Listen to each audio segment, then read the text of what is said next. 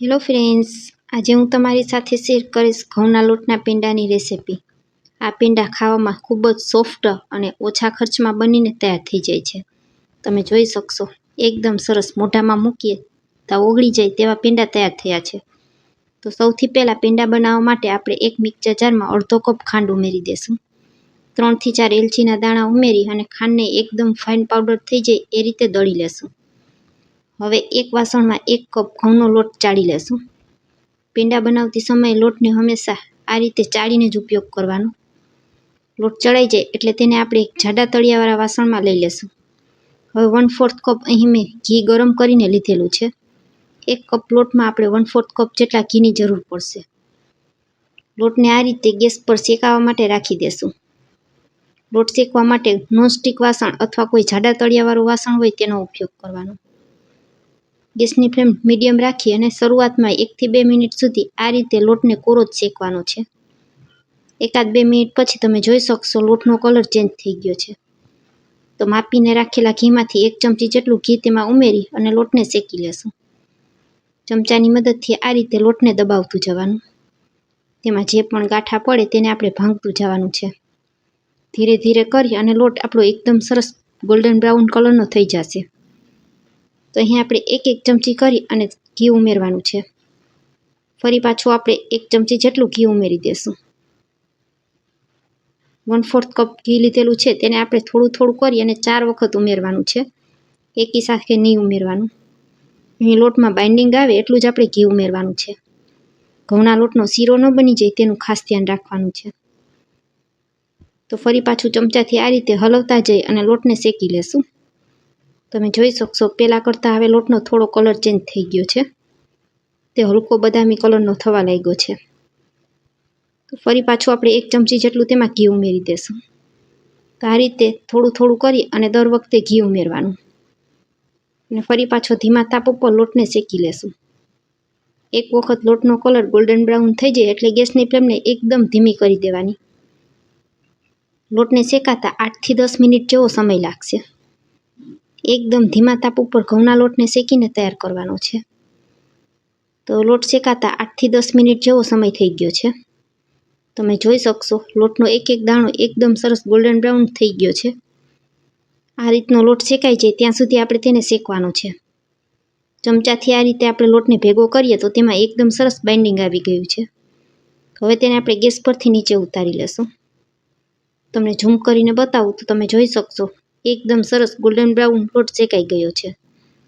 હવે 2 ચમચી તેમાં મિલ્ક પાવડર ઉમેરી દેશું। લોટ ગરમ હોય ત્યારે તેમાં મિલ્ક પાવડર ઉમેરી દેવાનો અને ચમચાથી મિક્સ કરી દેશું। મિલ્ક પાવડરના બધા જ ગાંઠા ભાગી જાય ત્યાં સુધી તેને આપણે હલાવતા રહેશું। ગરમ ગરમ લોટમાં આપણે મિલ્ક પાવડર ઉમેરશું તો તેમાં થોડા ગાંઠા પડશે, પરંતુ ચમચાથી આ રીતે આપણે તેને દબાવી અને ગાંઠા બધા ભાંગી નાખશું। હવે તમે જોઈ શકશો મિલ્ક પાવડર એકદમ સરસ મિક્સ થઈ ગયો છે। હવે આપણે તેમાં દળીને રાખેલી અડધો કપ ખાંડ હતી તે ઉમેરી દઈશું। એલચી દાણા આપણે સાથે જ ઉમેરી દીધેલા હતા। તમે જો ખાંડ દળતી સમયે એલચી ન ઉમેરી હોય તો અત્યારે એલચી પાવડર ઉમેરી દેવાનું। ખાંડ પણ આપણો પેંડાનું મિશ્રણ થોડું ગરમ હોય ત્યારે જ ઉમેરવાની। જો એકદમ ઠંડુ થઈ જશે તો પછી ખાંડ સરખી મિક્સ નહીં થાય। ચમચાથી બધી વસ્તુને એકદમ સારી રીતના મિક્સ કરી દેશું। ત્યાર પછી પેંડામાં બાઇન્ડિંગ આપવા માટે 1 ચમચી જેટલું ફરી પાછું આપણે ઘી ઉમેરશું। તો અહીં આપણે 4 ચમચી ઘી પહેલાં ઉમેરેલું છે અને ફરી પાછું જે મુજબ ઘીની જરૂર પડે એ રીતે આપણે ઘીને ગરમ કરી અને ઉમેરવાનું છે। તો તમે જોઈ શકશો હવે પેંડાના મિશ્રણમાં થોડું બાઇન્ડિંગ આવી ગયું છે। ફરી પાછું 1 ચમચી જેટલું ઘી ઉમેરી દેશું। તો ટોટલ અહીં મેં 6 ચમચી જેટલું ઘી ઉમેરેલું છે। માપમાં જોઈએ તો 60 ગ્રામ જેટલું ઘી લીધેલું છે। 50 ગ્રામ ઘીનો ઉપયોગ આપણે શેકવામાં કરેલો હતો અને 2 ચમચી ઘી આપણે લોટ શેકી લીધા પછી આ રીતે ઉપરથી ઉમેરેલું છે। હવે આ લોટને આપણે એક મોટી થાળીમાં કાઢી લેશું। કઢાઈ આપણી ખૂબ જ ગરમ છે, તો આ રીતે બીજા વાસણમાં કાઢી લઈએ તો તે ઝડપથી ઠંડુ થઈ જાય। હવે તમે જોઈ શકશો આ મિશ્રણમાં એકદમ સરસ બાઇન્ડિંગ આવી ગયું છે। હાથેથી આ રીતે તેને ભેગું કરીએ તો સરસ ભેગું થઈ જાય છે। હવે તેમાં 1 ચમચી દૂધ ઉમેરી દેશું અને હાથેથી આ રીતે મિક્સ કરી દેવાનું। અહીં આપણે 1 જ ચમચી દૂધ ઉમેરવાનું છે। 1 ચમચી દૂધ ઉમેરશું એટલે પેંડા બનાવતી સમયે તે છૂટા બિલકુલ નહીં પડે. જો તમે દૂધ નહીં ઉમેરો તો પેંડા છૂટા પડી જશે. આ રીતે 1 મોટી ચમચી જેટલું મિશ્રણ હાથમાં લઈ લેવાનું. ત્યાર પછી મારી પાસે આ રીતનું કૂકી કટર છે તો તેમાં રાખી અને હું પેંડા બનાવી લઈશ. તમારી પાસે ઘરમાં આવું કૂકી કટર ન હોય તો તમે હાથેથી પણ પેંડા બનાવી શકો. ઘઉંના લોટના પેંડા બનાવતી સમયે 2 થી 3 વાતનું ખાસ ધ્યાન રાખવાનું હોય છે. લોટ એકદમ સરસ ગોલ્ડન બ્રાઉન થઈ જાય ત્યાં સુધી તેને ધીમા તાપ ઉપર શેકવાનો હોય છે.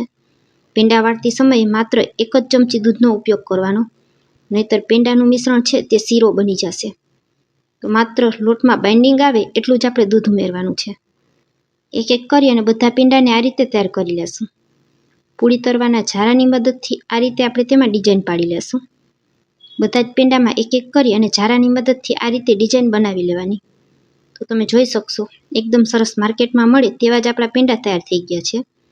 આ પેંડા બનાવવામાં ખૂબ જ સરળ અને ખાવામાં એકદમ ટેસ્ટી લાગે છે.